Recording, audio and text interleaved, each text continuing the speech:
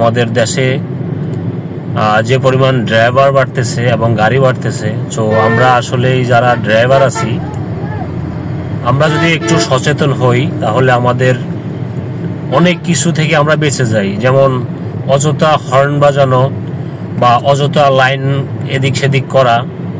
আসলে হর্ন যে শব্দ দূষণ সেটা যে কত মারাত্মক ক্ষতি করে মানুষের জীবনে, সেটা যদি আমরা যারা অযথা হর্ন দেই তারা যদি বুঝতাম তাহলে আমরা হয়তো এত হর্ন অযথা বাজাইতাম না। তো আসেন আমরা সকলে মিলে হর্ন না বাজাই এবং ঘন ঘন লেন না চেঞ্জ করি।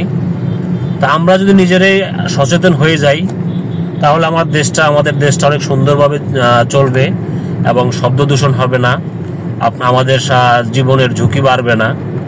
ছোট ছোট বাচ্চাদের হর্নের শব্দ সেটা থেকেও তারা মুক্ত পাবে। তো সবাই চেষ্টা করব সবার জায়গা থেকে, যেহেতু আমরা অযথা কোনো হর্ন না বাজাই। আশা করি সকলে বুঝতে পারছেন। আমার এই ভিডিওটা যদি আপনাদের কারো কাছে ভালো লেগে থাকে তাহলে অবশ্যই শেয়ার করে দিবেন এবং লাইক করে কমেন্ট করে জানিয়ে যাবেন।